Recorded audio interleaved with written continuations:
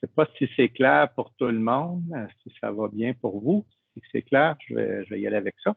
C'est bon. Donc, parfait, merci. Donc, la présentation aujourd'hui, 2 éléments. Je vais revenir sur l'enquête. J'ai appelé ça le tribunal américain, une commission. Dans le fond, le tribunal américain du commerce sur le bleuet, c'est un peu comme notre régie des marchés. C'est des régisseurs qui sont nommés par le gouvernement. Il y a eu des séances publiques, puis les partis sont venus présenter leur vision des choses. Les producteurs américains disaient que ça leur faisait beaucoup de dommages, puis que ça affectait beaucoup leur prix chez eux, puis ça a créé des enjeux de rentabilité importants à la ferme. Puis les pays qui exportaient, donc le Canada, mais aussi les pays d'Amérique du Sud, eux autres sont venus dire, ben non, tu sais, dans le fond, nous, c'est pas ça qui a créé les dommages, c'est d'autres choses. Donc, je vais vous expliquer un peu là, comment ça s'est passé, qu'est-ce qui est arrivé, puis la décision qui était rendue jusqu'à maintenant. Et après ça, je vais parler de l'état des lieux là, pour la présente année de la récolte 2020, là, puis la commercialisation qui se poursuit également. Et je pense que là-dessus, il y a des bonnes nouvelles. Je pense que Pierre-Olivier l'a dit, c'est probablement, je pense, dans l'histoire, c'est probablement la première fois que vous allez vivre une bonne période de volume, de gros volume, une bonne période de prix. Habituellement, on avait des gels au lac, puis finalement, c'est les maritimes qui en profitaient sur le prix parce qu'on avait peu de volume. Mais cette fois-ci, c'est un scénario inversé. Fait qu'essentiellement, c'est l'année 2021, ça va être une excellente année, là, les revenus à la ferme. Donc, sans plus, je vais commencer à parler là, de la décision là, du tribunal américain. Mais avant de commencer, je voulais quand même souligner, moi j'ai été observateur externe là-dessus, j'ai collaboré là, à fournir des données, bien encadrer le gouvernement du Québec et leurs avocats là, sur l'état de la situation de l'industrie des bleuets sauvages au Québec, mais au Canada aussi. Mais essentiellement, ça a été un travail d'équipe. Je pense que ça a été même un beau travail d'équipe de l'ensemble des joueurs. Puis je voulais quand même le souligner, puis je pense que ça fait partie de la raison qu'on a réussi à tenir une décision favorable pour nous. Et quand je dis je veux féliciter tout le monde, là, je pense autant le producteur puis la collaboration que vous avez faite pour compléter le questionnaire, le syndicat qui s'est impliqué, les transformateurs, l'ensemble des transformateurs au Québec, mais aussi au niveau canadien. Le MAPAC a joué un rôle qui est présent à tout instant. Le ministère d'économie et industrie, le gouvernement du Québec a payé des avocats, j'imagine, à gros prix à Washington pour défendre votre dossier. Même chose, le gouvernement du Canada a joué un très bon rôle. Ils ont fait des alliances avec les autres pays, ils ont payé des avocats. Tout le monde est épaule à la roue. Puis je voulais quand même aussi souligner le rôle de la WABANA, M. Néry Aucoteau, qui a joué un rôle fédéré. Il fallait chercher des joueurs qui, a priori, auraient peut-être pu être ambivalents sur cette décision-là. On a quand même eu la participation de Oxford Foods, que je vous rappellerai, qui ont des usines aux États-Unis et au Canada, qui sont venus témoigner du côté canadien pour expliquer que l'imposition d'un tarif, ce ne serait pas une bonne idée, que ça viendrait affecter là, grandement leur rentabilité d'entreprise, puis autant du côté canadien qu'américain. Puis on a aussi le Dr. Yarborough, puis ça y a pris probablement beaucoup de volonté et de courage aussi. Je rappelais le Dr. Yarborough, qui est bien connu aussi, qui est retraité de l'Université du Maine. Il est venu expliquer à la commission, il a témoigné comme quoi c'était essentiellement la production qui avait eu un impact important sur la chute des prix aux producteurs. Ça n'avait rien à voir avec les importations canadiennes. Donc, quand même, tous ces joueurs-là, je pense que je lève mon chapeau, puis félicitations. Là, je pense que c'est votre travail d'équipe qui vous a permis d'aller chercher, là, je pense, une décision favorable. Dans le fond, c'était quoi l'enquête? En bref, il y a eu une plainte en octobre 2020 des producteurs américains. Et quand on parle de bleuets ici, on parle autant des bleuets, les gros bleuets, là, les bleuets en corinne, que les bleuets sauvages. Je vais en revenir tantôt pourquoi ils ont mis ensemble les deux bleuets. Là. Les importations, leur prétention des producteurs, c'était que les importations de bleuets causent un préjudice majeur. Le terme majeur est important, excusez-moi ici, parce que, dans le fond, la plainte qui était déposée par les producteurs américains, c'était une mesure de sauvegarde. Il y a plusieurs façons d'avoir des tarifs américains, mais quand c'est une mesure de sauvegarde, c'est juste parce qu'ils disent qu'il y a eu une explosion des importations, puis ça a venu faire effondrer le marché américain. Et il fallait qu'ils démontrent que c'était la principale cause. On n'a pas encore les décisions complètes, tout l'argumentaire. On sait que la décision était 5 juges favorables ou non favorables à l'imposition d'un tarif. Donc, on a gagné aussi 5-0, si on veut. Mais on n'a pas toute l'explication encore. J'ai bien hâte de la lire. Elle va être déposée un peu plus tard. Là, on va le voir là, auprès du président américain. On devrait avoir ça au mois de mars-avril, fin mars, début avril. Après ça, ben, les producteurs américains ont préparé leur miroir, puis les pays exportateurs, donc le Canada a déposé aussi, et le Québec, là, on est après. Les audiences ont eu lieu en janvier 2021. Chacun a pu présenter son dossier. Vos résultats d'enquête ont tous été analysés par les employés là, de la commission américaine, du tribunal américain. Ils ont déposé tous les portraits, toutes vos analyses, tout ce que vous avez été déposé ont été utilisés, présentés. Ça l'a aidé beaucoup à défendre le dossier en passant. Donc, il y a une décision qui était favorable pour nous, comme les importations américaines ou qui se faisaient aux États-Unis ne causaient pas de préjudice dans l'industrie américaine. Le président américain peut toujours virer cette décision-là, selon les avocats qui ont été embauchés tant par le gouvernement du Canada que du Québec. C'est très peu probable que cela arrive. Le président américain a jusqu'à la fin du mois pour prendre une décision là-dessus. Tout le monde s'attend qu'il n'y a pas de suite à court terme. Par contre, je vais y revenir tantôt, là, comme je vous disais, le président ou pas d'accepter la décision, mais je vais y revenir tantôt. C'est une victoire à court terme, mais j'ai quand même quelques éléments de réflexion à vous apporter aujourd'hui là-dessus pour la suite des choses. Quel est le contexte général qui a une telle enquête? Moi, je pense que ça fait longtemps qu'on en parle. La production mondiale de bleuets, là, je parle ici beaucoup, surtout les bleuets en Corinthe, est en forte expansion. J'ai fait ici un petit peu un portrait de 2011 à 2019. C'est la production mondiale de bleuets est passée d'1 milliard de livres là, à 2,7 milliards de livres. C'est quand même beaucoup de stock.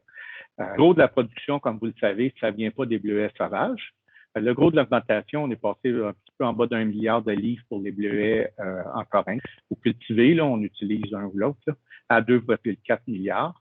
Tandis que le bleuet en Corinthe, le bleuet sauvage, lui, il reste, on le voit, là, il reste à peu près autour de 200, ça varie entre 200 et 300 millions de livres.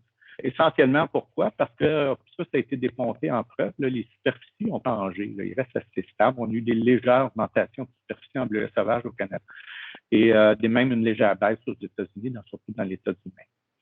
Donc, essentiellement, c'est ce qui a amené un peu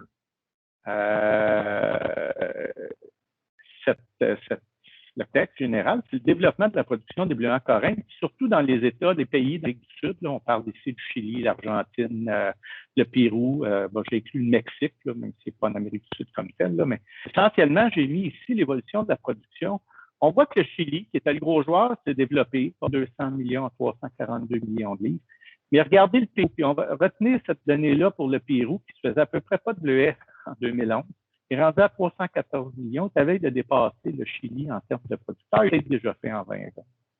Et retenez ça parce que ça a été un des éléments majeurs là, de tout ce débat qu'il y a eu autour de ce dossier. L'autre joueur qui a été ou serait questionné, c'est le Mexique. On voit que lui aussi n'en produisait pas, puis il est rendu à 100 millions de livres. C'est une production qui est en développement. Pour ce qui est du Canada, ben, ça nous a aidé. Là. Notre production est déjà plus haute en 2015, peut être en baisse. Donc, ça nous a resté relativement stable. Là. Ça, c'est pour les bleuets cultivés ici. Et les Américains. Cela aussi, c'est à retenir. L'enjeu, c'est jouer là-dessus. C'est-tu la faute du Pérou et du Mexique ou c'est la faute du développement de la production aux États-Unis? Beaucoup de débats ont eu lieu là-dessus. On voit la production américaine qui est passée de 443 à 681 millions. Quand je parle de la production américaine, puis ça va revenir dans ce que je vais vous présenter. La production s'est développée surtout dans les dernières années dans les États de l'Ouest américain. On parle des États de Washington, l'Oregon, puis la Californie, qui, eux, avec le développement de production, est venu affecter, dans le fond, toute la rentabilité des producteurs de l'Est des États-Unis. On va le voir tantôt. Mais pourquoi les producteurs américains se sont plaints? Ben, ils ont dit, écoutez, les producteurs américains, ils ont soutenu que finalement, cette hausse de production qui a été développée tout dans le monde, ça a tout été développé pour vendre sur le marché américain. Puis ces importations-là ont fait en sorte que les plus hauts producteurs ont chuté. Ici, on voit l'évolution des importations américaines. Ils sont passés de 300 millions de livres à 684 millions de livres. Ici, là, c'est l'ensemble des importations. J'ai tout mis là. L'ensemble des bleuets pour les stations, c'est autant les bleuets sauvages, les bleuets en Corinthe, frais, congelés, là, c'est l'ensemble. Et le prix que j'ai mis, par contre, c'est le prix reçu par les producteurs de bleuets américains en Corinthe. Ça inclut surtout du bleuet frais. Là. Comme vous savez, une grande proportion de leur bleuet est vendu frais, non pas congelé. Mais les autres, ils disaient qu'avant, on vendait une pièce 85, une pièce 50, une pièce 70, 75. Là, ils sont tombés à 1,22. 2016, on en a parlé, là, elle a fait très mal. Je vous dirais, le déclencheur est probablement cette année-là. Et là, les prix étaient encore à la baisse là, en 2019. Fait que les autres qui disaient, ben, regardez les importations, ils ont plus que doublé, puis nos prix se sont effondrés. C'est à cause des inflations qu'on n'a plus de revenus. Puis, les producteurs aussi du Maine, ils sont venus. Parce que ça aussi, quand je disais tantôt, le Dr. Yarborough, je lève mon chapeau, là, puis il est venu, lui, en commission, plaider que ce n'était pas la cause, mais les producteurs du Maine soutenaient la position d'une mesure de sauvegarde. Ils voulaient qu'il y ait un tarif. Dans le fond, les producteurs là-bas, ce qu'ils disaient, ils ont montré ici l'évolution, si on voit là, des importations américaines, principalement du Canada, les bleuets sauvages, ou même exclusivement du Canada. Puis ils ont dit, regardez, ça a augmenté beaucoup, puis nos prix se sont effondrés. Essentiellement, ils ont mis l'épaule à la roue. Fait que tu avais autant les producteurs, je vous dirais, principalement des États du sud des États-Unis, du sud-est, puis du nord-est, là, tous les États comme le Michigan, la Georgie, la Floride, mais aussi les producteurs du Maine qui sont venus dire, ben, ça nous affecte notre rentabilité plus au rendez-vous. Donc, ça, c'est le dossier. Quelle a été la réplique des gouvernements du Canada puis des autres pays exportateurs? Ben, les pays qui exportent aux États-Unis ont répliqué en indiquant que c'est plutôt le développement de la production qui a fait baisser le prix. Dans le fond, la production américaine, comme tantôt vous avez vu, elle a augmenté beaucoup, puis les prix ont baissé. J'ai repris la figure de tantôt. Nous, on a argumenté, ben, il y a eu des économistes qui ont été embauchés dans des universités américaines pour démontrer ça, que le principal facteur, cause majeure, puis je reviens sur le terme majeur, personne n'a nié que les importations n'avaient pas un effet sur le prix aux États-Unis. Par contre, c'était très clair dans les évidences que ce n'était pas la cause majeure. Donc, c'est vraiment le développement de la production aux États-Unis qui a amené là, le marché à avoir une pression à la baisse sur les hauts producteurs. Et l'autre élément, c'était que la consommation est en forte hausse. Puis sans les importations, on n'aurait pas été capable de combler cette demande-là. La demande de bleuets a passé de 1,74 livres par personne aux États-Unis à 3 livres par personne. Si je le regarde dans les bleuets frais, c'est passé de 1,29 à 2,33. Une façon de l'imaginer, imaginez-vous, il y a une dizaine d'années, on ne voyait pas ça autant des bleuets frais à l'année longue sur les tablettes d'épicerie.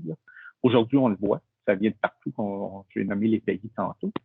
Puis les bleuets congelés, ben, ça a augmenté, mais beaucoup moins rapidement, 0,45 à 0,60. Donc, ça, c'est l'autre argument qu'on a dit. Écoutez, la demande est en forte, puis c'est pour répondre aux besoins des consommateurs. Puis que la production américaine ne réussit pas à combler. Donc, finalement, on a ajouté, puis c'est probablement là que le gros de la décision s'est pris. Je n'ai pas la décision, comme je vous ai dit, en détail, mais pour avoir assisté aux audiences et participé, le gros du débat s'est fait là-dessus. Ici, je l'ai imagé, ceux qui ont eu le feuillet, pas le dernier, mais l'avant-dernier, on voit que la production américaine, je l'ai imagé comme ça commence au mois de mars. Elle commence dans les États de la Floride, là, les États du Sud, où il fait beau et chaud.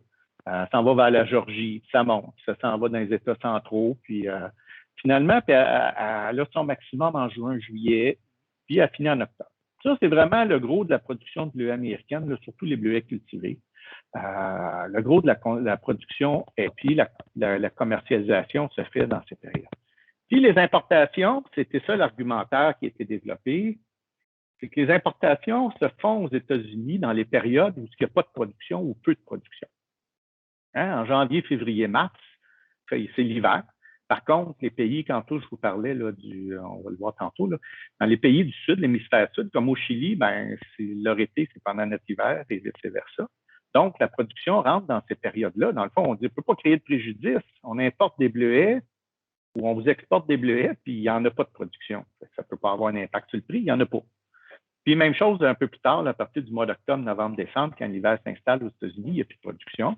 Puis les importations rentrent de façon. 90% des importations de bleuets frais se font dans ces périodes-là aux États-Unis. Bon. Par contre, les commissaires ont commencé à questionner. Ils ont posé des questions aux deux parties. La zone d'intersection. Ici, là, mars, avril, mai, là, ça a commencé, c'est là que ça devient un peu plus difficile. Puis dans les prochaines semaines, là, on est en mars, là, la Floride va commencer à mettre en marché des bleuets frais.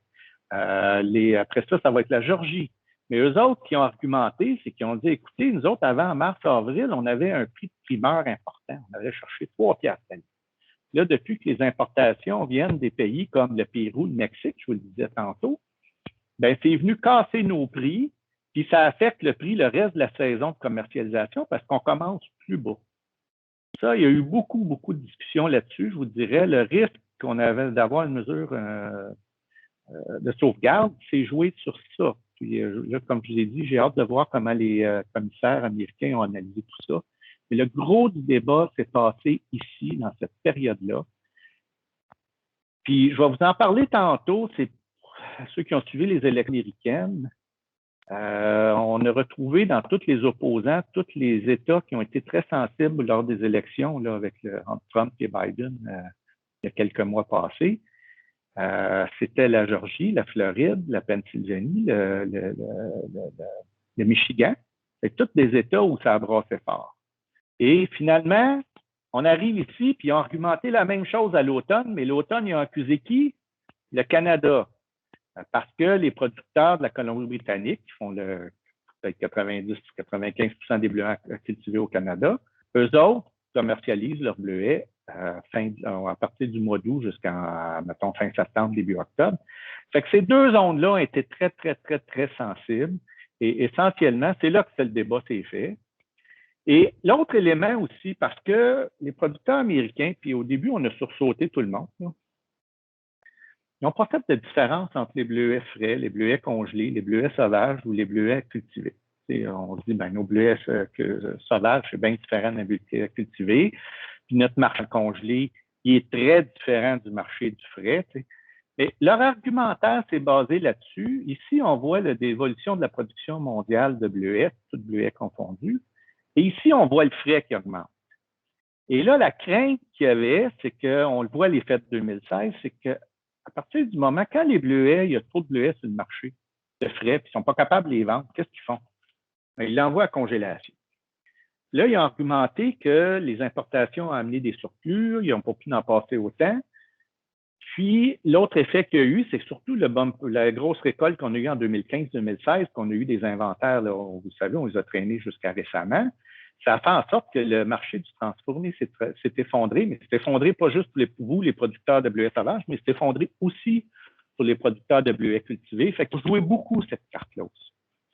Donc, ce développement de production-là de bleuets cultivés, on peut penser que ça ne nous affecte pas parce qu'on est dans le sauvage, mais ce n'est pas le cas. Parce que si la demande ne se maintient pas d'un bleuet frais, il va y avoir plus de bleuets congelés, puis ça va avoir un impact sur les prix, oui, des producteurs à vous, mais aussi pour les producteurs de bleuets cultivés aux États-Unis, mais ailleurs aussi là, dans le monde. Fait que dans le fond, c'est là que ça s'est joué. Je peux comprendre que avec la décision 5-0 qu'on a eue favorable pour nous, que les commissaires américains ont retenu notre argumentaire comme quoi ce n'était pas la cause majeure. Mais j'ai hâte de lire la décision parce que lors des audiences, ça a été mentionné, puis ça a été même admis par nos avocats. Là. Il est clair que ça a eu des impacts, ces éléments-là, mais ce n'était pas la cause majeure. Donc, quels sont les impacts d'un tarif? J'ai fait un estimé. Puis là, c'est vraiment à titre indicatif. Là, il n'y a aucun chiffre qui a circulé quelle hauteur a payé ce tarif. Par expérience, je suis allé avec un tarif de 25 qu'on aurait pu voir. Là. S'il y avait eu 25 de tarif, ça aurait eu un impact d'environ 10 à 15 cents de la livre sur votre prix final au producteur, minimalement. Comment je suis arrivé à ça? Si on prend un prix d'exportation de bleuets congelés, je le mets à 1,70, on est peut-être plus à 1,80 cette année. Mais, les tarifs, 25 ça fait 42 sous. Hein? Si je prends 1,70 fois 25 ça aurait coûté une taxe quand on aurait exporté aux États-Unis. Au lieu d'avoir 1,70 de revenus, on aurait eu 1,70 moins 42 sous de taxes. Fait que les transformateurs qui auraient vendu aux États-Unis, ils auraient reçu 1,27 au lieu de 1,70. Puis, vous savez l'impact que ça a. Si je perds ça avec un poids brut, là, ça aurait perdu 36 cents de moins pour les producteurs du Québec pour chaque exportation qu'on fait. Bon, mais ce n'est pas 100 de nos marchés. On a à peu près 50 de nos exportations vont aux États-Unis. Puis, on vend à peu près 30 sur le marché canadien, donc sur 50 de 70 de nos exportations, de 35 C'est là que j'arrive à un acte d'environ 12 cents, 10 à 15 cents. Et ça, c'est sans compter parce que les autres pays qui auraient vu qu'on avait une baisse de revenus aux États-Unis nous auraient probablement attendu aussi avec un rapport de force de négociation pour acheter nos bleuets en disant, ben regarde, quand tu le vas aux États-Unis, tu reçois une 27, là, tu peux me faire un escompte. Là.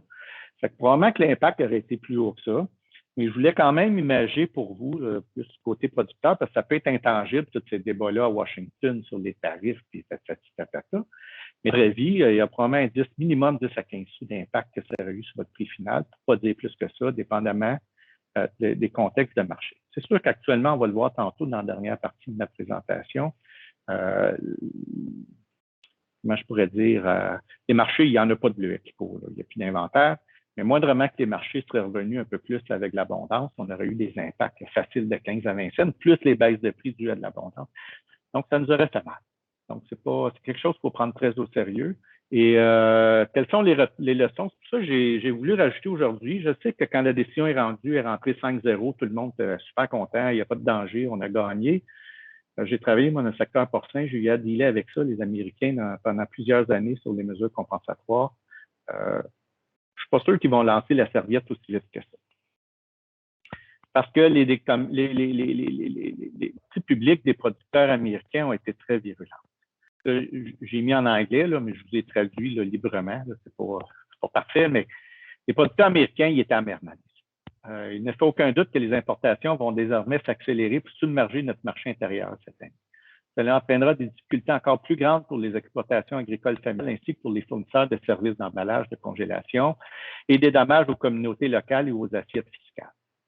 Dans le fond, ce qui annonce, dès que le marché va revenir plus difficile, je ne serais pas surpris de les voir, excusez l'expression, mais grenouiller de nouveau.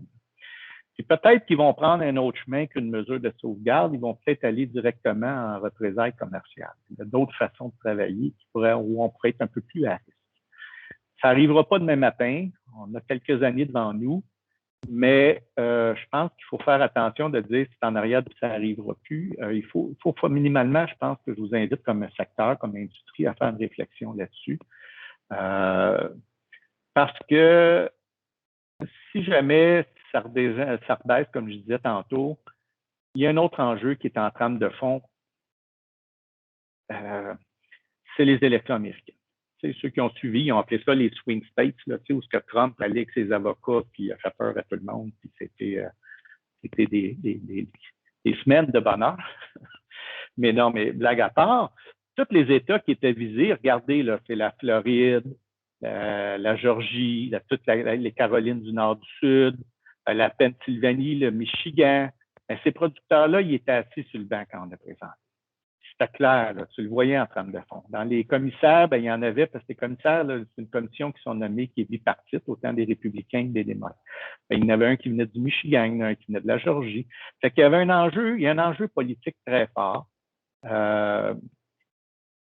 Si jamais les prix s'effondrent de nouveau, puis on a des surplus, on a des super grosses récoltes, soit de bleuets cultivés, de bleuets sauvages, puis on vit une situation un peu comme 2016, je ne serais pas surpris de revoir des enjeux politiques, puis ces producteurs-là, puis ces politiciens-là, brasser un peu la soupe là, pour essayer d'aller chercher des votes aux prochaines élections américaines qui vont avoir lieu là, dans 4 ans. Dans le fond, je pense que nous, qu'est-ce qu'on peut faire face à ça, c'est qu'on a quand même une dépendance importante face au marché américain.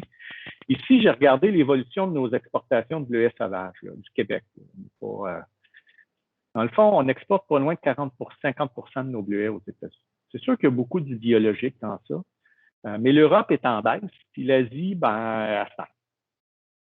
C'est sûr qu'on dépend de 50 de nos revenus d'exportation. Je le disais tantôt, là, si je fais des chiffrons, 30 vient du marché canadien de nos revenus. À peu près 35 de nos revenus viennent des États-Unis. C'est quand même une portion importante, puis on est à risque si jamais ils décident de faire des représailles. D'ailleurs, l'Europe a mis des mesures compensatoires contre les Américains dans le bleuet sauvage, mais pas nous. Il y aurait peut-être, là, dans le fond, ce que je pense, c'est qu'on aurait intérêt à diversifier nos exportations. Pourquoi on est présent sur le marché américain? J'ai regardé ici l'évolution de la valeur de nos exportations aux États-Unis. Ça inclut les bleuets biologiques. C'est tous les bleuets sauvages congelés, mais ça inclut autant le biologique que le conventionnel. Vous voyez qu'on vend plus cher aux États-Unis qu'en Europe et qu'en Asie. Mais malgré ça, il faudrait commencer à réfléchir si on est capable d'aller développer des marchés ailleurs, entre autres en Asie. Il y a des potentiels de marché intéressants là-bas. il y a une réflexion à faire pour baisser cette dépendance-là au marché américain. Je pense que c'est important qu'on se donne une stratégie concertée. Puis quand je dis concertée, ce n'est pas juste au niveau du Québec, là, mais c'est au niveau canadien. On l'a vu, Oxford est venu expliquer l'enjeu, comment ça se passait. On a intérêt à développer. Le bleuet sauvage, c'est pas connu sur la planète Terre. C'est connu mettons, dans l'Est de l'Amérique du Nord, mais si vous sortez en Europe, c'est connu un peu. Puis en Asie, là, on a la chance d'avoir cette production-là seulement dans l'Est de l'Amérique du Nord. Je pense qu'on aurait intérêt à accélérer le développement de marché vers des nouveaux créneaux de marché, que ce soit l'Asie, l'Inde, peu importe. Je ne sais pas lesquels, mais je sais qu'il y a eu beaucoup de débats les dernières années autour de la WABANA. Moi, je pense que si vous voulez recentrer le mandat de la WABANA, ça serait de voir comment on peut travailler à connaître les bleuets sauvages dans ces marchés-là. Puis après, nos transformateurs pourraient se pointer là puis faire valoir le plus-value. Les types de produits. Un enjeu qu'on a eu dans la dernière audience américaine, c'est qu'on n'était pas capable de documenter, hors de tout doute, quoi notre proportion de bleuets biologiques exportés aux États-Unis. Moi, je vous dirais, l'addition d'un code SH sur les bleuets biologiques pourrait être une excellente idée pour les bleuets sauvages. On en a un code SH pour les bleuets biologiques, mais en coréen, mais on ne l'a pas pour nos bleuets sauvages.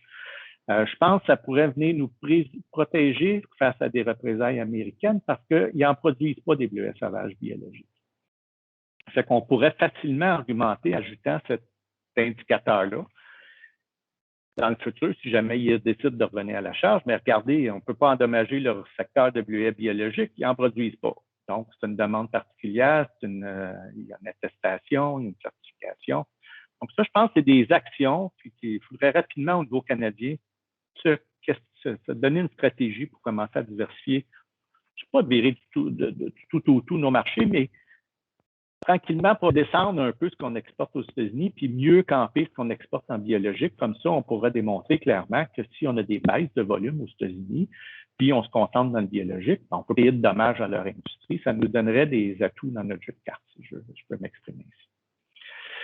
Fait que ça faisait le tour pour ce qui est des mesures compensatoires. En bref, des bonnes nouvelles. On a gagné. Je suis super content parce que ce que je vais vous présenter dans l'état des marchés, cette année, ça va probablement être votre meilleure année, en tout cas à date à vie, en termes de autant de producteurs que transformateurs. C'est une excellente année au niveau des marchés.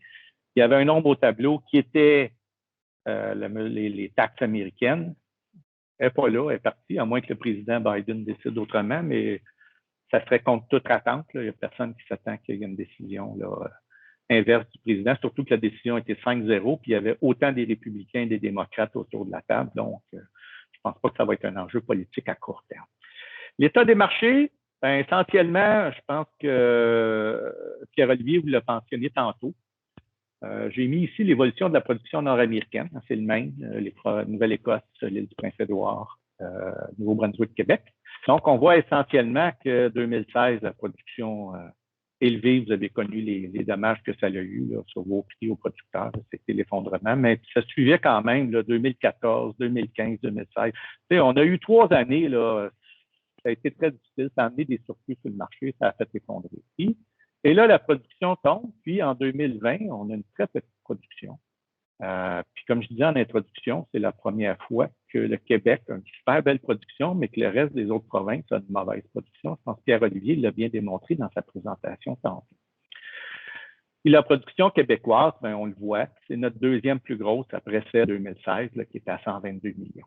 C'est sûr que si on la regarde juste le Québec, on se dit, hey, on a beaucoup de volume, les prix devraient tomber, mais pas du tout, parce que notre réalité n'est pas québécoise, est nord-américaine, puis on le voit que l'offre de bleuets sauvages sur les marchés, elle a passé de 395, elle est tombée à 223. Donc, elle est dans les niveaux bas depuis les 10 dernières années. Là, on est dans les plus bas niveaux qu'on a eus. Donc, il y a un peu d'offres sur les marchés. Et puis, on est chanceux. Nous autres, on en a une bonne offre cette année. Fait que ce que ça a fait, cette réduction des volumes-là, puis, je n'ai pas mis les données aujourd'hui, faute de temps, mais essentiellement, j'ai regardé les inventaires américains. Ça, c'est l'année passée, 2019. On commence en juin 2019. Il y avait 93 millions de livres en inventaire aux États-Unis de bleuets congelés, autant des bleuets cultivés que des bleuets en coréen. Des bleuets sauvages, pardon. On est monté à ça, c'était avant les récoltes. Puis les récoltes qui se passent, ils congèlent, puis la récolte se termine aux États-Unis. On atteint 280 millions de livres. Et là, on est descendu. Puis, si je pars avec la présente année, on commençait en juin avec 167 millions de livres. On était encore en juin, c'était encore un peu inquiétant la situation. On avait grosso modo 74 millions de livres de plus en inventaire aux États-Unis que l'année d'avant. C'était pas une bonne nouvelle. Mais comme tenu, la production a été faible, une chance, parce qu'on avait eu une grosse production cette année. On aurait une autre histoire à raconter au niveau des prix. Ben, on s'est ramassé à la fin de la récolte aux États-Unis avec, oui, plus d'inventaire, mais à peu près 40 millions de livres de plus. Mais les ventes et la consommation, bien, si bien qu'on se ramasse en février, vous voyez, on est passé, on avait 74 millions avant la récolte de plus. Après la récolte, on n'avait pas tout à fait 40, mais là, actuellement, avec l'écoulement puis les ventes, on est rendu à moins 30 millions de livres que l'année passée. Je vous l'ai dit souvent, puis pour meilleur indicateur, savoir si les marchés vont bien ou pas, là, je dis souvent, quand les inventaires vont, tout va. Là. Essentiellement, pourquoi les inventaires, c'est un indicateur important? Parce que les inventaires, c'est la différence entre ce qui se produit et ce qui se consomme. Donc, essentiellement, on voit que nos bleuets congelés se consomment très bien, autant cultivés que sauvages. Puis ça veut dire que la demande, c'est sur le produit. Les inventaires, entre autres, d'un bleuet sauvage, il n'y en a plus. S'il y a une rareté, qu'est-ce qui se passe sur le prix? Ben, les prix fait qu'on le voit ici, c'est les prix à l'exportation. Vous connaissez mes courbes, là, vous me demandez souvent de la mettre à l'écran. C'est les prix de nos bleuets sauvages exportés là, du Québec. Avec mon estimé à date pour 2020, l'année n'est pas finie. C'est 2020-21. Moi, je travaille du mois de septembre jusqu'au mois d'août. Donc, c'est septembre 2020 au mois d'août 2021. C'est des projections. Bon, ça, c'est des prix et poids bruts. Là. Vous savez que je travaille à peu près 15 pour tenir compte, oui, de la perte de poids, là, la perte de nettoyage, mais aussi pour tenir compte des bleuets qui vont en grade d'utilité versus grade de fantaisie, etc. Là. Donc, essentiellement, quand je regarde les prix aux producteurs, ben, l'année passée, on voit que les deux sont très, très liés. C'est normal, votre convention de mise en marché, là, c'est le prix que les transformateurs vendent, moins le frais de transformation, d'usinage puis de mise en marché. Donc, essentiellement, on voit le lien entre les deux. On est parti, l'année dernière, on a fini à 69 sous, si je regarde en 2019. On est rendu du côté du Maine, aux États-Unis. Moi, je m'attends que le prix dans les maritimes va finir autour de 80-85 sous. Historiquement, on a quelque part entre 3 et 5, 6 sous de plus au Québec. Fait qu'on doit finir l'année entre 85 et 90 sous là, en termes de prix final. C'est ce que je vois dans mes lunettes. Peut-être plus, là, il reste encore quelques mois, puis certains éléments de choses. Mais on s'en va vers une bonne année de prix, des très bonnes années de prix. Regardez, si je regarde à 1,55, tourne en 2013, on avait fini à 90 sous à 1,54. Bon, il y a eu un peu d'inflation. Il y a d'autres facteurs aussi qui jouent. Quand il y a de la rareté de produits, c'est sûr que la qualité, c'est comme n'importe quoi. Hein. Quand il n'y en a pas beaucoup, on est moins... les acheteurs sont moins difficiles sa qualité, donc c'est plus facile pour les vendeurs de vendre des produits, des fois d'une qualité un peu moins d'un meilleur prix. L'inverse est vrai aussi. Par contre, quand il y a beaucoup de volume, ben, les acheteurs ont le choix, fait que la qualité devient hyper importante. Donc, cette année, je m'attends là, à une structure de prix là, qui va être fort intéressante pour tout le monde. Donc, pour les producteurs. Puis quand j'ai regardé ça, puis je vous parlais que c'est la première année qu'on a une super belle production, puis on a des bons prix.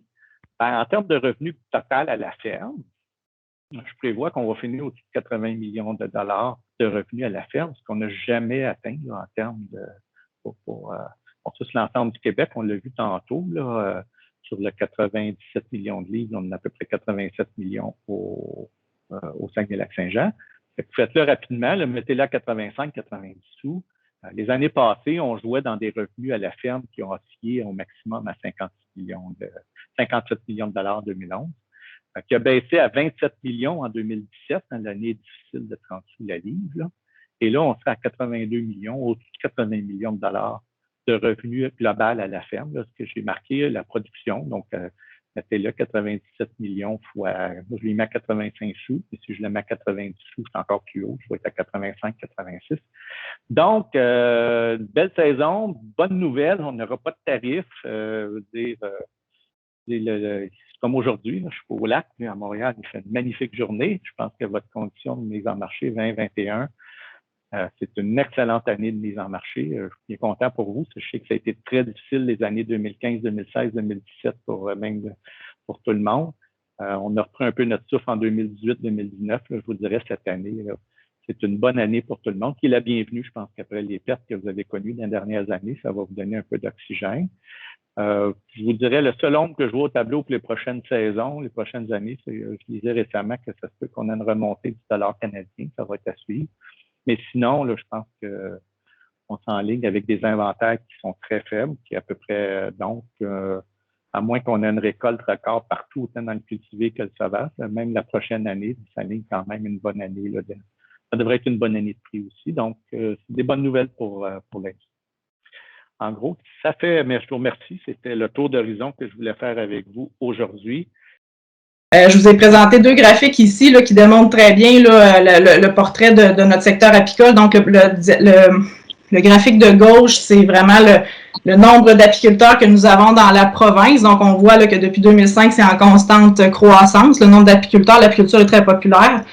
Donc, on est présentement autour de 1400 apiculteurs là, au Québec.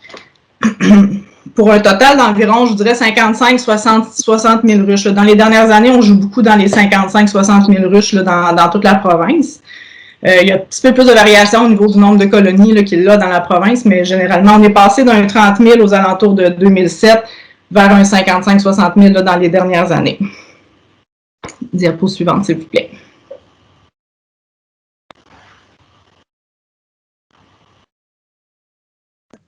Oh, je pense qu'on a... OK.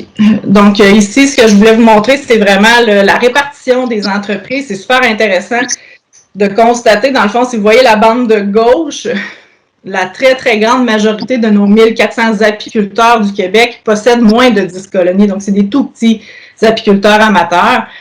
Donc, 97% de nos apiculteurs sont dans la gang des apiculteurs plus amateurs, on pourrait dire.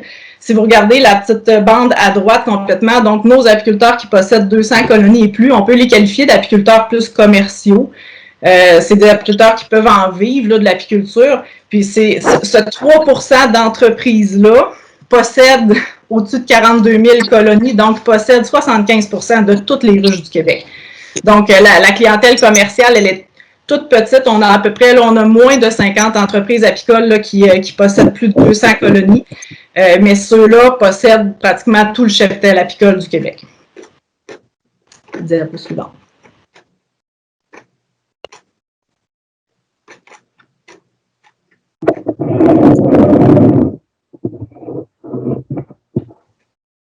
Est-ce que ça fonctionne?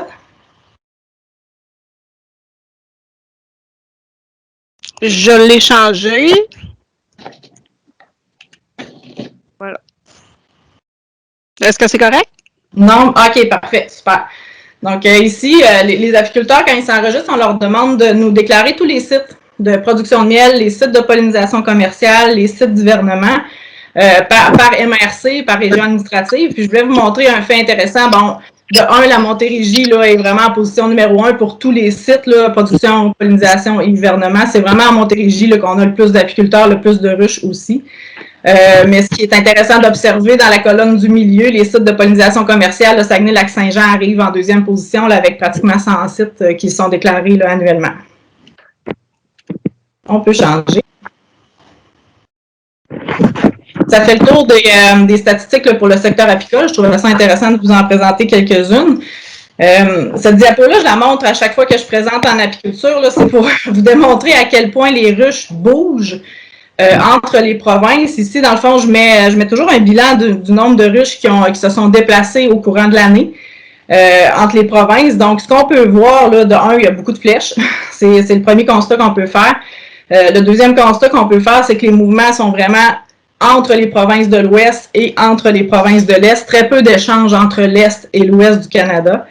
Les provinces de l'Ouest, les mouvements se font différemment. Je n'entrerai pas dans les détails, mais les colonies bougent des prairies vers la Colombie-Britannique à l'automne. Les colonies vont aller hiverner à l'automne, vont aller passer l'hiver en Colombie-Britannique pour partir plus tôt la saison suivante. Ils vont starter la saison, le développement va se faire en Colombie-Britannique, ils vont faire un petit peu de pollinisation au début de la saison, puis ensuite, les 40 000 ruches retournent dans leurs provinces respectives dans les prairies. Ici, dans l'Est, c'est un petit peu différent. La majorité des mouvements se font entre l'Ontario et les autres provinces. Dans le fond, c'est vraiment l'Ontario qui fournit les ruches là, aux autres provinces pour la pollinisation commerciale. Et les mouvements sont vraiment là, liés à la pollinisation du bleuet majoritairement dans les provinces de l'Est. Vous voyez ici, il y a un 27 000 colonies qui partent de l'Ontario pour aller faire là, de la pollinisation principalement au Nouveau-Brunswick. Il y a à peu près un 4-5 000 colonies qui vont à l'île du Prince-Édouard à tous les ans. Il n'y a plus de colonies depuis 2-3 ans qui vont en Nouvelle-Écosse, c'est complètement fermé. Pour le Québec, on a on a à peu près entre 1000 et 2500 colonies qui viennent annuellement là, faire de la pollinisation. La très grande majorité de ces ruches-là vont faire le bleuet surtout. Puis on a un petit 200 là, colonies qui est allé faire de la canneberge l'année passée sur ce nombre-là. Donc, ça vous démontre bien là, la complexité de tous ces mouvements-là, à quel point ça bouge. Et ce qu'il faut retenir, dans le fond, on peut aller à la diapo suivante, André. Ce qu'il faut retenir de ça, c'est que chaque ruche qui se déplace entre une province est accompagnée d'un rapport d'inspection. Donc, les mouvements qui se produisent entre les provinces ne se font pas de façon libre.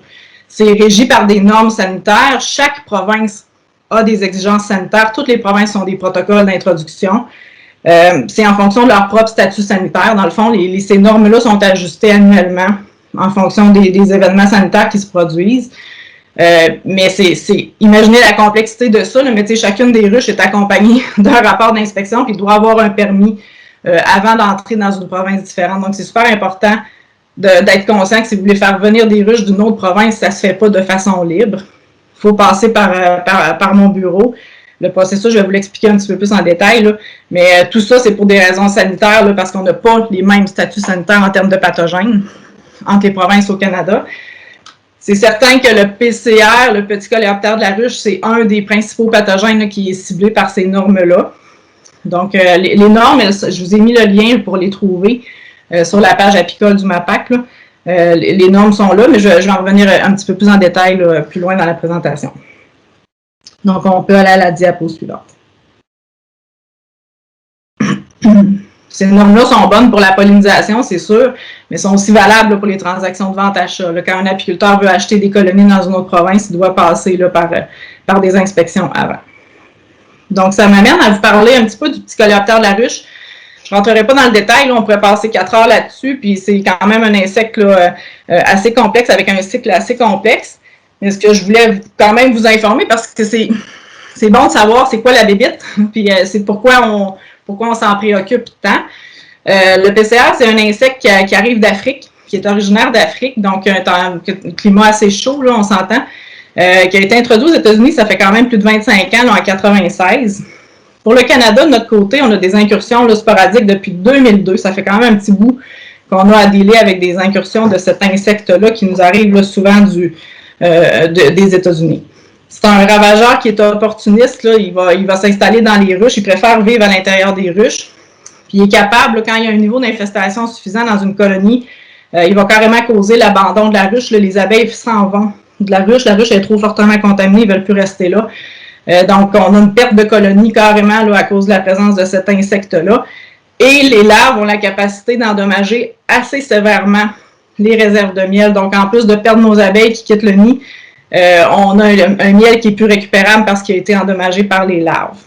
Donc, c'est 2 raisons qui font qu'on ne veut pas l'avoir dans nos colonies. C'est un insecte qui survit quand même un bon 6 mois. On ne connaît pas la longévité au Québec là, précisément, mais on sait qu'il peut survivre plusieurs mois. On sait qu'il est capable de survivre à l'hiver. Il s'installe dans la grappe d'abeilles au chaud. Fait que c'est l'insecte adulte là, qui va survivre dans nos ruches à l'intérieur de la grappe. Il va être réchauffé par les abeilles. Puis il va se nourrir là, des réserves de miel durant l'hiver. Puis au printemps suivant, il repart pour repartir une pente, refaire un cycle suivant. Donc, il est capable de faire, il l'a prouvé, là, il le fait au Canada. C'est un insecte qui vole plusieurs kilomètres, 10-15 km par lui-même, donc il n'a pas besoin du tout de voler avec les abeilles, il vole, c'est un coléoptère, c'est comme une coccinelle, puis il vole des assez grandes distances. Puis ce qui est important avec cet insecte-là, c'est qu'il se nourrit, il se reproduit, il préfère vivre dans les ruches, se nourrir, se reproduire dans les ruches, mais il est capable de le faire en dehors des ruches, donc il est capable de survivre dans une région où il n'y aurait pas de ruches. On peut changer de diapo.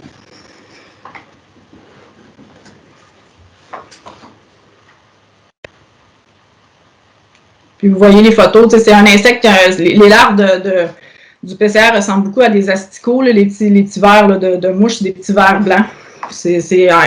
La femelle est très prolifique, donc elle pond des quantités assez phénoménales d'œufs. Donc, on peut se retrouver très rapidement avec une bonne quantité de larves dans une ruche.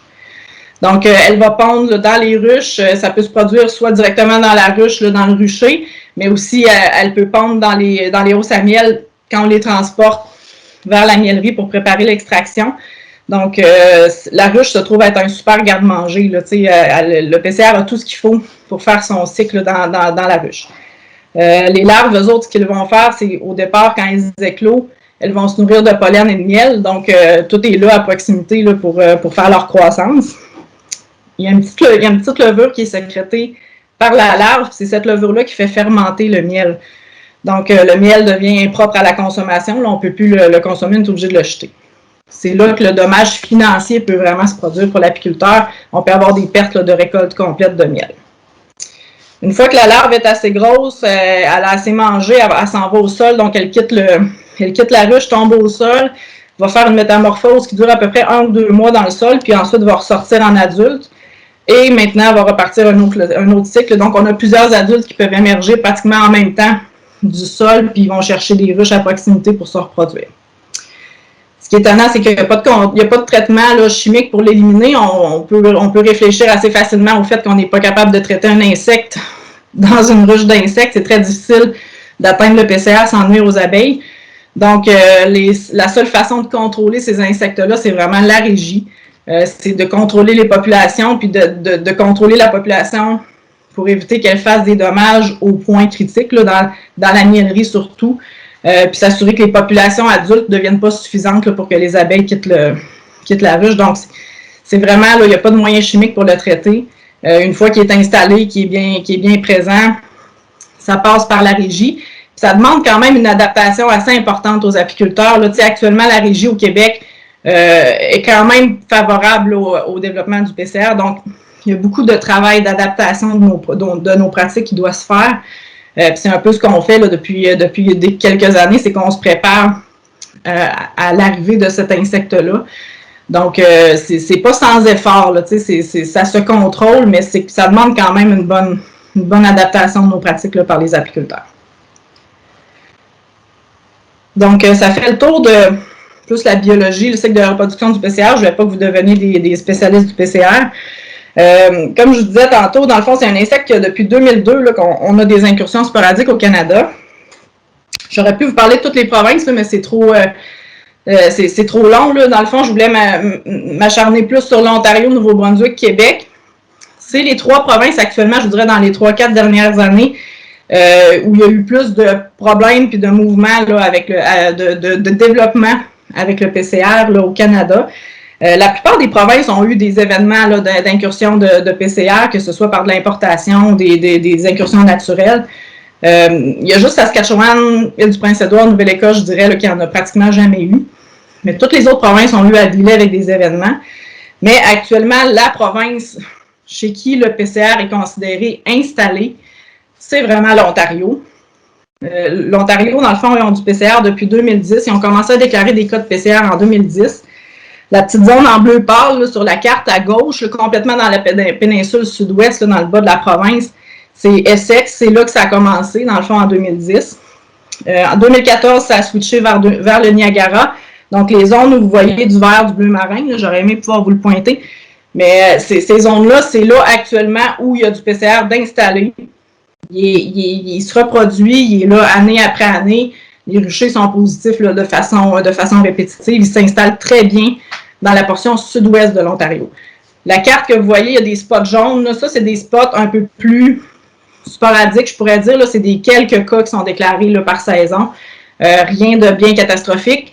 Ça ne semble pas s'installer trop là, dans les autres régions. Là. Fait que, on considère vraiment la petite péninsule sud-ouest là, comme étant le nœud de la guerre en Ontario. C'est là que le PCR est bien installé. Donc, chaque année, l'Ontario, ils mettent leur carte à jour. On peut savoir qu'est-ce qui se passe dans ces zones-là. Mais je vous dirais que les points chauds, Niagara, dans le coin d'Essex, la petite bottine, c'est dans ce coin-là que ça se passe. C'est la seule province chez qui le PCR est vraiment présent, puis oublier l'idée de l'éradiquer, ils sont même plus là-dedans. Là. Ça fait depuis 2014 qu'ils ont passé un plan de contrôle. Ils ne sont plus du tout en éradication. On peut aller à la diapo suivante. Ça m'amène à vous parler du Nouveau-Brunswick. Nouveau-Brunswick, ils ont des cas depuis 2017, c'est quand même beaucoup plus récent.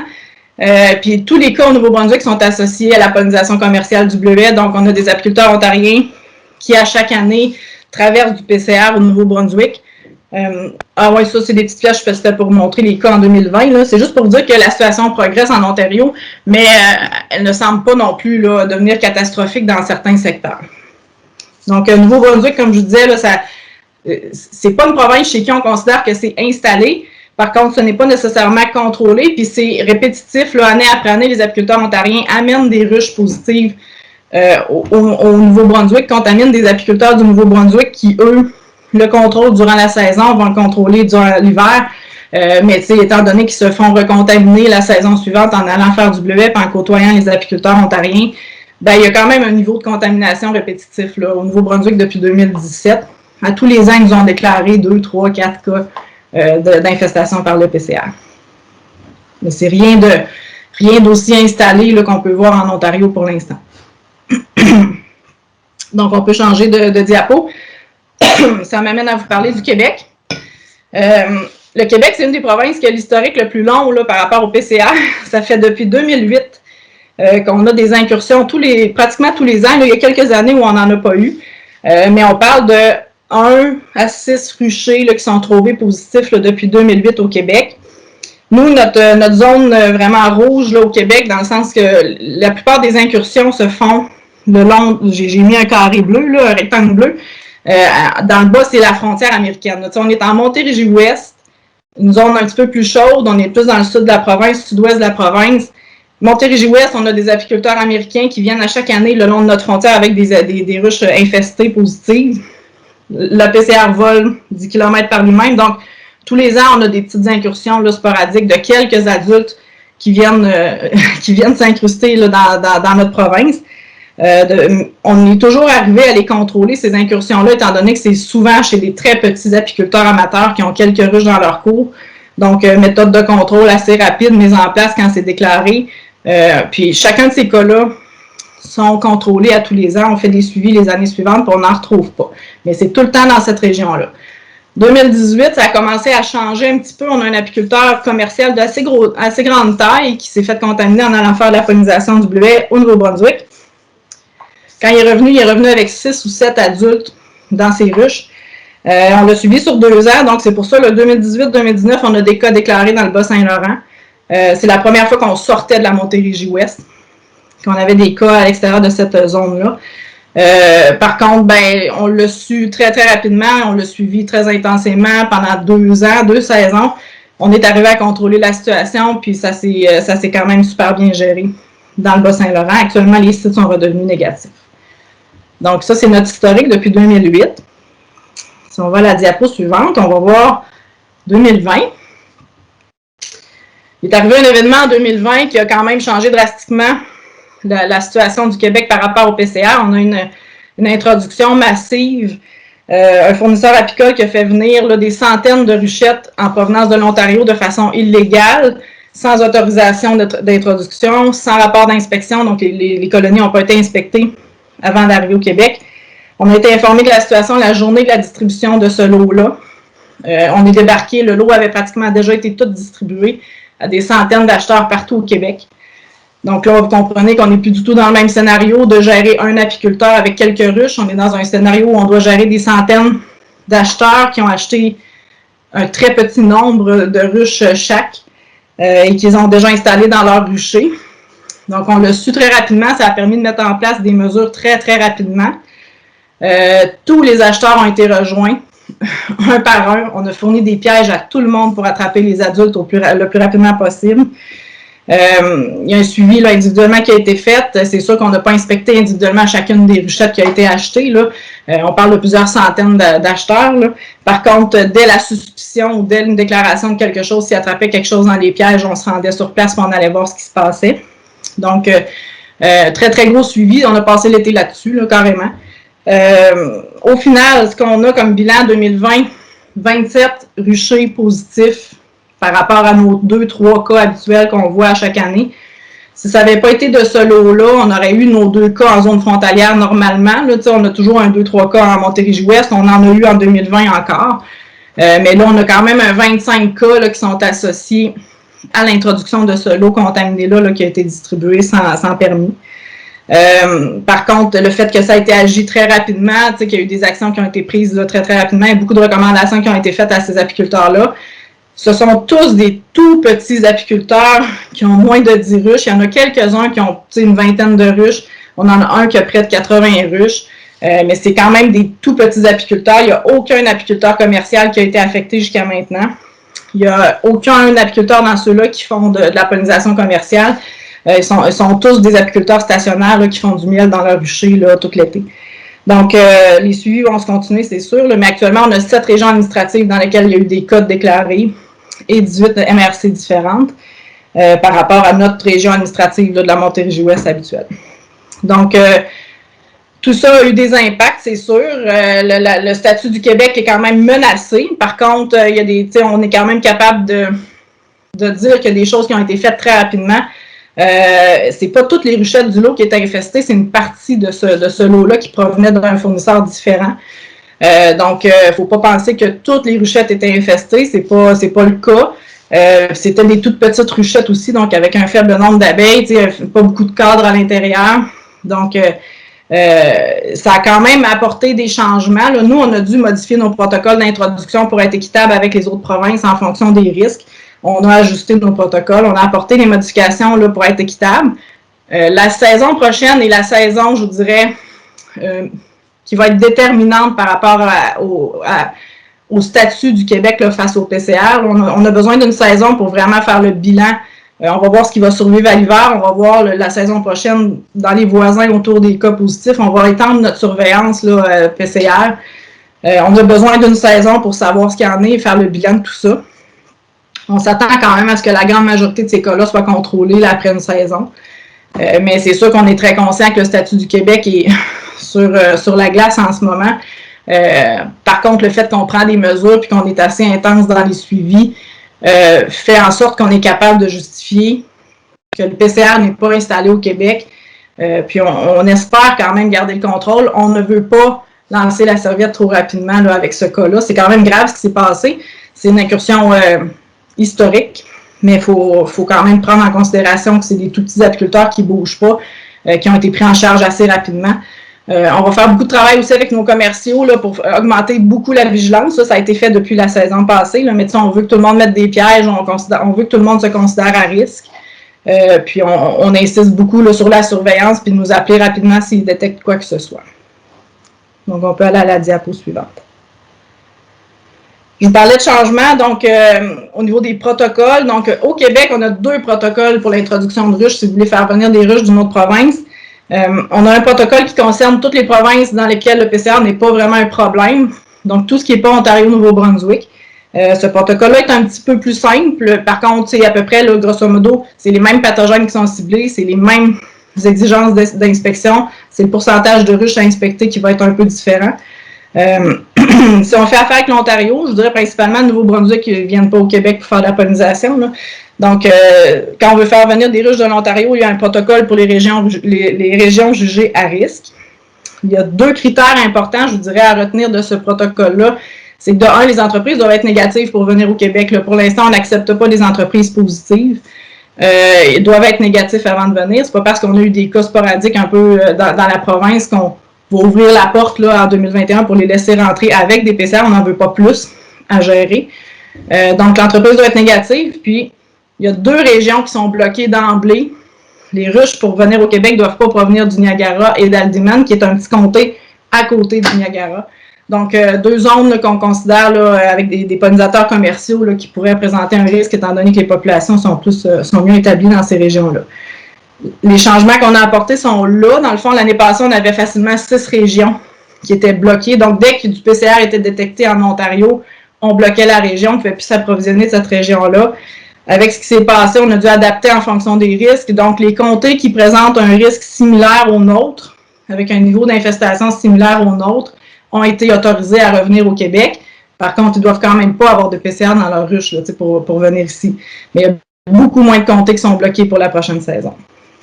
Un autre changement qui a été apporté dans nos protocoles par rapport aux années précédentes, c'est que dans le passé, si un PCR qui était détecté dans une ruche introduite au Québec là, pendant la pollinisation commerciale, l'apiculteur avait 48 heures pour quitter là, les lieux, il ne pouvait pas terminer sa pollinisation.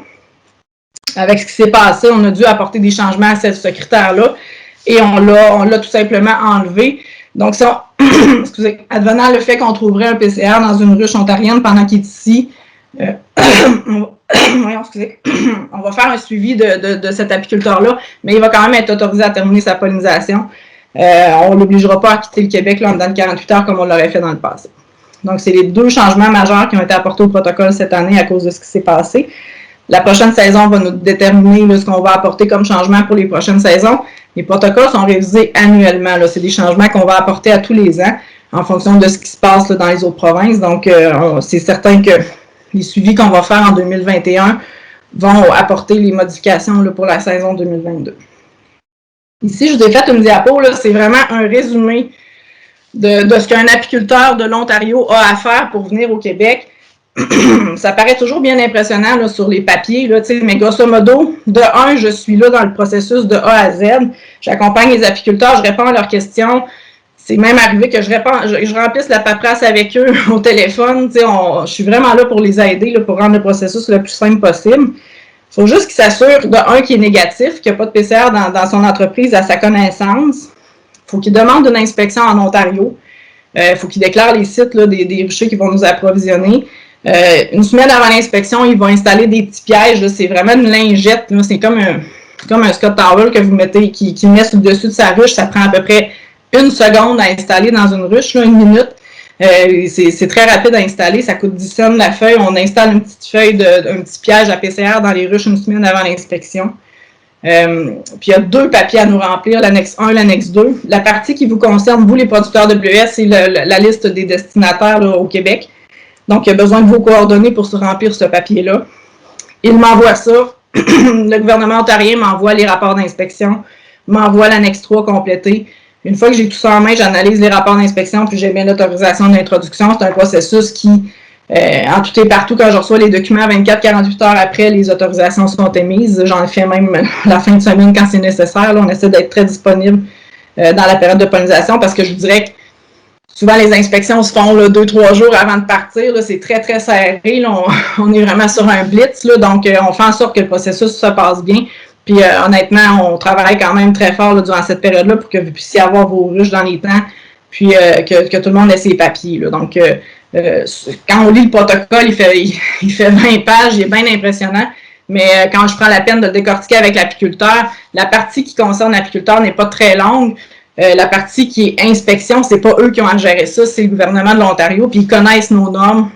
Je les informe, on les forme à tous les printemps.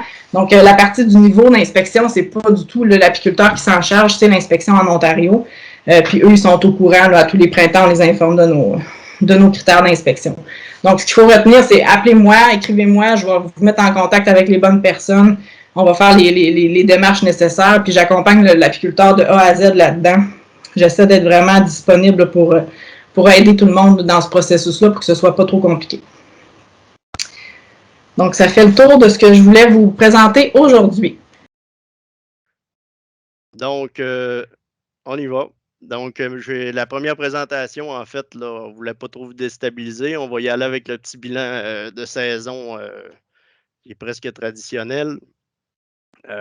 Donc, ma présentation va être en 2 parties. Je vais commencer avec le retour sur la saison de l'an dernier, donc au niveau des conditions de culture et la récolte.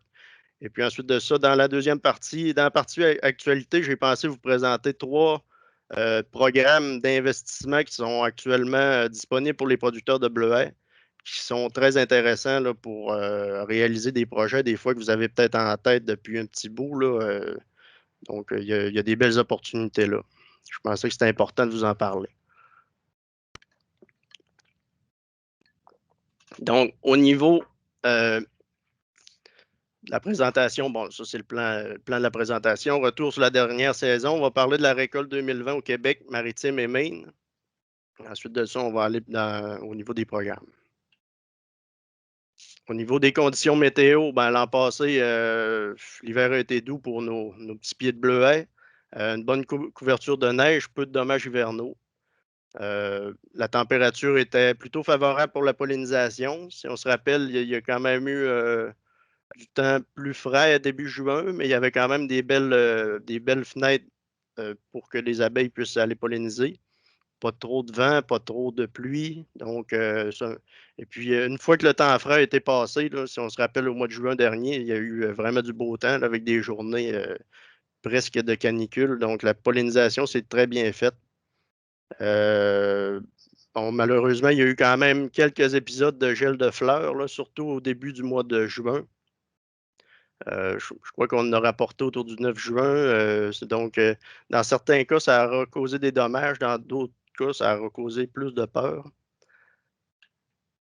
Un autre facteur là, qui a peut-être pu amener un peu de stress au cours de la dernière saison, le manque de précipitations. Encore une fois, là, si on se rappelle le mois de mai et juin dernier, là, c'était extrêmement sec. Il ne pleuvait pas beaucoup. Même le début du mois de juillet était pas mal sec aussi. Par contre, la pluie est revenue. Puis dans ce tableau-là, on le voit assez bien. Le mois de mai, le mois de juin était sous la moyenne historique pour la station de Normandin. Par contre, au mois de juillet, là, la pluie était revenue, puis au mois d'août, puisque c'est ce qu'on peut dire que ça va avoir sauvé la mise là, au niveau de la production. Il y a quand même eu des avis de dommages. On parle de 24 dossiers indemnisés par la financière. C'est quand même assez minime, là. Donc, des dossiers qui concernaient la sécheresse et le gel hâtif, donc le gel de fleurs. Et puis, on parle de 306 000 en indemnités qui ont été versées. On voit une photo ici d'une grappe de bleuets que la noison s'est faite, là, puis apparemment, quand la sécheresse est arrivée, le plant s'est mis à garder ses énergies, puis il a décidé de faire juste 2 bleuets au lieu de faire produire toute la grappe. Donc, au niveau de la pollinisation, on l'a dit, on a eu des belles conditions au niveau de la pollinisation. Par contre, au niveau des ruches, la disponibilité était un peu moins évidente. L'an passé, là, il y a eu 6 de moins de ruches qu'en 2019. Donc, on parle de 33 000 ruches, puis dont 2 000 provenaient de l'Ontario. Au niveau des en fait, c'est ça, on remarque là, que les producteurs se sont tournés plutôt vers les mégachilles et les bourdons, qui eux autres ont eu une augmentation marquante, là, à 27 d'augmentation pour les mégachilles et 22 pour les bourdons. Donc, on voit là, que ça peut être une méthode, là, c'est une méthode qui est utilisée par les producteurs là, quand il manque de ruches. Mais ça, c'est en fait, puis la prochaine conférence va porter spécifiquement sur ça, la pollinisation. Donc, c'est ça, on l'a dit tantôt, là, une année chaude et sec, c'est souvent synonyme d'année avec beaucoup d'insectes. Ça a été le cas au niveau de l'altise. Là, on avait des captures significatives dès le 1er juin, ce qui est très tôt. Normalement, c'est vrai, c'est le début du dépistage. Là, à ce moment-là, il y en avait déjà pas mal d'un coup de filet. Il a fallu faire des traitements insecticides et on rapporte des dommages à la pousse végétative. Donc, on voit ici la petite larve là, de l'altise. C'est elle qui cause les dommages. Et puis, ça, c'est un champ là, en végétation qui avait, où la végétation était bien poussée, mais elle était bien entamée partout ailleurs, sauf dans ces zones-là, là, où on voit que l'altise mangeait toute la végétation à mesure que ça sortait. Donc, un dommage, on parle de dommages ponctuels ici, là, des criquets. Il y en avait beaucoup l'été passé. Il ne fallait pas nécessairement chercher longtemps pour trouver ces genres de dommages là, caractéristiques là, où on voit une espèce de croquis qui a été pris dans les bleuets. J'en parle, mais c'est quand même pas. C'est somme toute mineur. Là. Il n'y a pas eu de traitement insecticide pour ça. Mais c'est aussi associé là, à du temps chaud et sec. Par contre, je peux vous assurer qu'il y a d'autres cultures là, en horticulture, d'autres cultures fruitières où c'est pas mal pire que ça, les dommages qu'on peut observer. Puis en grande culture aussi. Là. Donc, dernier insecte et non le moindre, je ne vous en parlerai pas longtemps parce qu'on a un webinaire qui va porter là-dessus la semaine prochaine. Par contre, là, je peux quand même vous dire que dans le réseau qui était suivi par le MAPAC et le Club Conseil, là, il y avait 30 entreprises qui étaient dépistées l'an passé, des entreprises réparties partout dans la région. Sur les 30 entreprises, il y a eu 5 où ça a été positif, donc où on a eu des captures. Les niveaux d'infestation étaient très variables selon les entreprises. Puis sur la majorité des entreprises, ben, on a eu peu de captures. Donc, on parle d'entre 1 et 10 mouches par saison, pour toute la saison. Mais il y a quand même un site là, qui était plus problématique avec des niveaux de capture plus élevés. Puis, on a quand même remarqué certains dommages au niveau des fruits. En tout cas, on peut dire ce qui est positif. Là, au niveau des maladies fongiques, ça, il y en a eu très peu. On le sait, des champignons, ça prend quand même des conditions humides. Donc, au niveau de pourriture sclérotique, les taches de feuilles, tout ça, c'était assez tranquille l'an passé. Donc, il n'y a pas eu de dommages à ce niveau-là. Puis, pas de taches de feuilles. Donc, ça permet de la belle photosynthèse. Puis ça peut avoir un effet positif sur les rendements. Donc, au niveau de la récolte, si on va dans le crunch, au niveau de la récolte, bon, malgré tout ce que je vous ai dit tantôt, là, que ça avait donc l'air de mal aller, ça a été une excellente année au Québec pour la production de bleuets, avec 97,3 millions de livres. C'est vraiment la deuxième récolte historique là, après 2016, où on avait eu 126 millions de livres. La récolte a débuté le 3 août, soit une semaine plus tôt qu'en 2019. 3 août, c'est quand même assez tôt. Donc, 97 millions de livres, une très bonne année. Je vous disais que c'est 2016 qui avait été la meilleure année, mais la différence en 2020, c'est qu'il y a juste le Québec qui a eu une bonne année. Au niveau du Maine, Nouveau-Brunswick, Nouvelle-Écosse, Île-du-Prince-Édouard, ils ont tous été affectés par une sécheresse hors du commun qui s'est éternisée tout l'été. Donc, on dit que là-bas, là, les pelouses étaient jaunes, puis c'était sec, là, une vraie été de canicule. Donc, ça a affecté les rendements. Et puis, je vous disais, là, dans le fond, le Québec a une très bonne récolte, les autres une moins bonne. Ça se reflète dans le global là, au nord-est de l'Amérique du Nord. En fait, la récolte de bleuets sauvages a été de 224 millions de livres cette année. Si on compare à 2019, on parlait de 287. Puis, si on compare à 2016, l'année, vous vous rappelez sûrement la chute de prix, on avait 405 millions de livres là, vraiment au niveau du bleuet sauvage. Donc, il ne faut pas se réjouir du malheur des autres, mais quand même, des fois, c'est intéressant. Au niveau de la récolte, ben, c'est juste pour vous montrer, là, en fait, qu'il y a juste le Québec qui est en haut de sa moyenne historique. On a fait la moyenne des 10 dernières années, excluant 2020. Puis au Québec, on a une moyenne autour de 69 millions de livres. On avait ça les 10 dernières années, on a eu 97. Et puis pour les autres, là, au Maine, c'était tout près de la moitié de la moyenne historique. Nouveau-Brunswick, c'est pareil. Nouvelle-Écosse et Île-du-Prince-Édouard, ça a été plus difficile aussi. Donc, excusez. Donc, je vous parle maintenant des programmes d'aide à l'investissement. On a une année assez faste côté programme.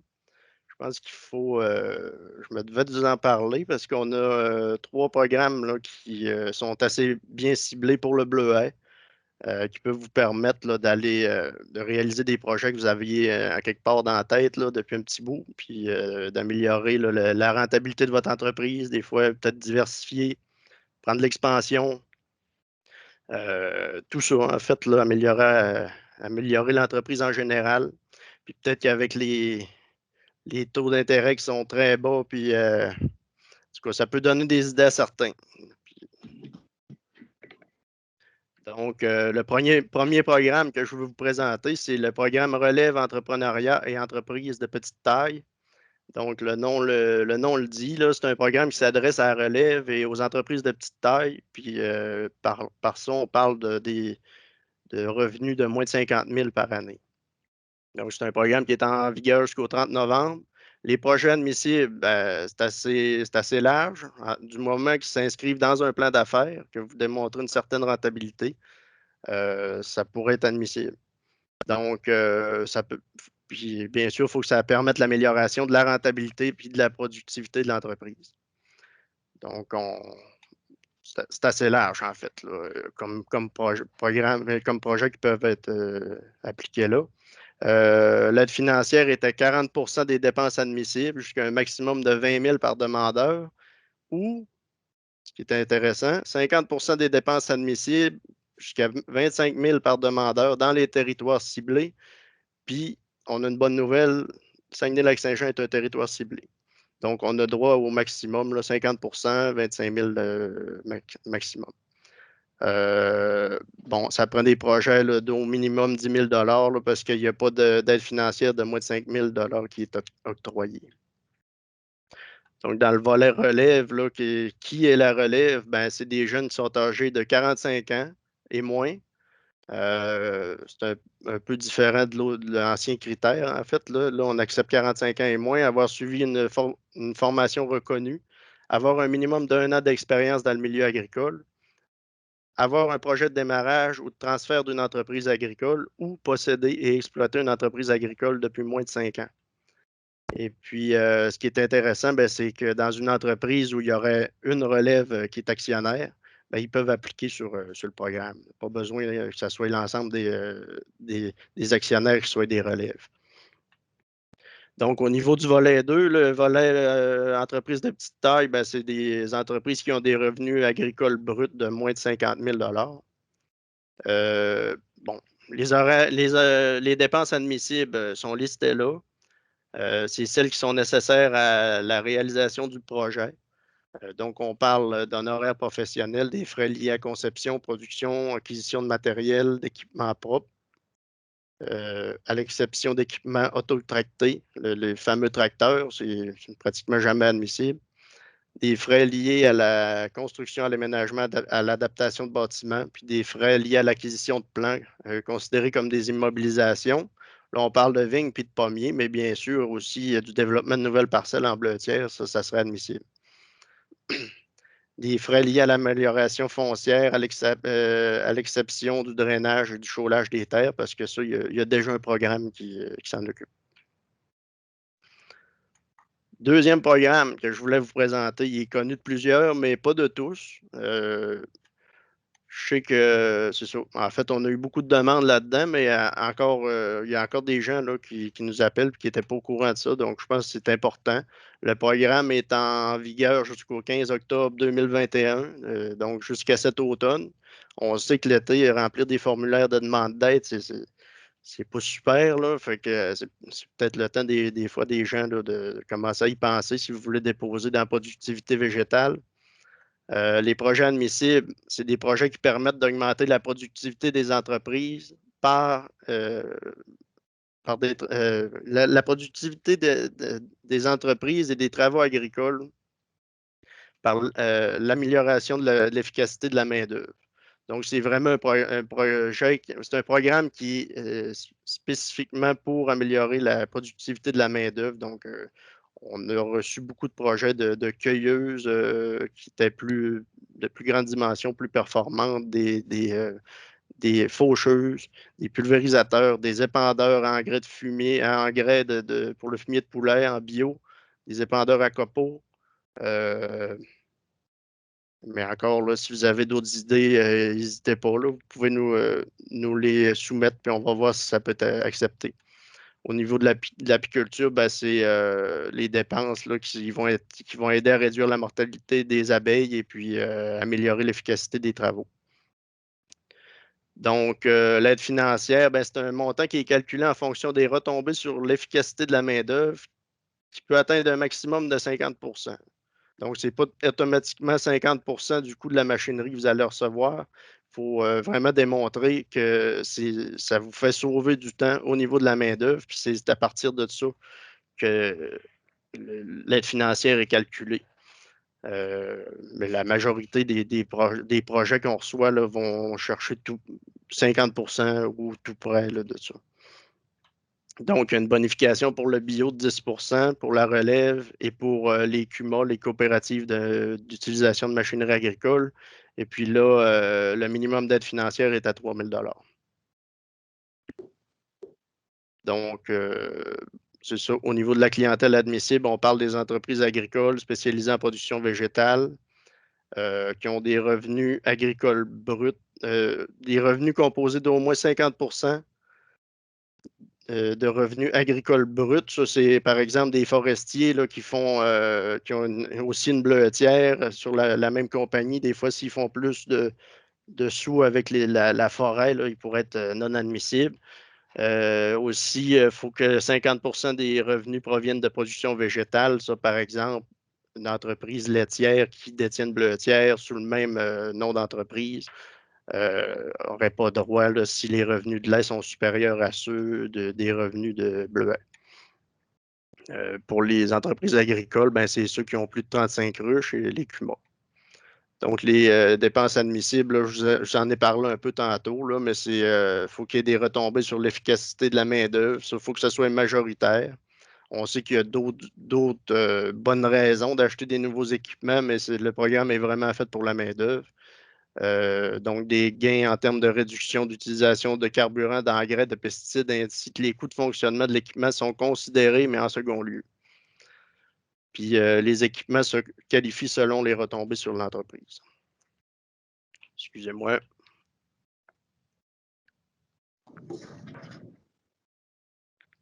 Je continue. Troisième programme. J'achève. Troisième programme, c'est un programme de la financière agricole, celui-là. Je pensais que c'était important de vous en parler parce que je pense qu'il vient fermer la boucle avec les deux autres que je vous ai présentés. Il peut venir chercher une clientèle qui n'est pas nécessairement admissible parce que ce n'est pas une relève, parce que ce n'est pas des entreprises de petite taille. Potentiellement, ces entreprises-là pourraient appliquer au programme investissement croissance qu'on appelle le PIC pour les intimes. Donc, l'aide financière, c'est une subvention à l'investissement qui est conditionnelle à l'octroi d'une garantie de prêt offerte par la financière agricole pour la réalisation du projet. Donc, vous allez vous chercher une garantie de prêt au niveau de la financière agricole. L'aide financière va être calculée en fonction du montant du prêt.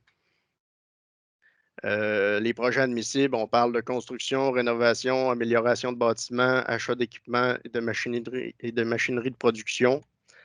On parle aussi de valorisation agro-environnementale des terres en culture, donc drainage, remise en culture des terres en friche. Et bien sûr, on n'en parle pas souvent dans les programmes, mais développement de bleuetières aussi, ça peut être acceptable dans le cadre de ce projet-là. Donc, les producteurs agricoles, en fait, sont admissibles à ces trois volets-là, le volet 2, 3 et 4. Puis, au travers de ces trois volets-là, vous pouvez vous pouvez déposer des projets là, qui sont quand même assez variés. On parlait, entre autres, là, admettons un producteur qui voudrait produire ses propres abeilles, là, qui voudrait se diversifier vers l'apiculture pour pouvoir polliniser ses terres, ses bleuets par lui-même. Des gens qui veulent les équipements pour l'extraction des mégachilles, par exemple, ou qui veulent s'équiper pour les mégachilles, les chambres froides, tout ça, ça peut être admissible. On parle d'entreprises qui voudraient se lancer en transformation. Puis, bien sûr, du développement de nouvelles bleuetières, des nouvelles parcelles, ça peut être aussi admissible. Donc, en fait, l'aide financière, c'est une remise de 10 du montant du prêt. Dépendamment des volets, là, ça va varier. Puis, il y a une bonification pour les jeunes entrepreneurs. Tantôt, j'ai parlé de relève, mais il faut plutôt parler de jeunes entrepreneurs parce que les critères sont légèrement différents. La bonification de 5 qui permet d'aller chercher 15 par 100 d'emprunt jusqu'à un maximum de 45 000 Donc, c'est certain que ça, c'est un programme qui est géré par la financière. Donc, je vous invite là, à contacter votre conseiller en financement au centre de services d'Alma pour bénéficier du programme, pour vérifier si vos investissements sont admissibles.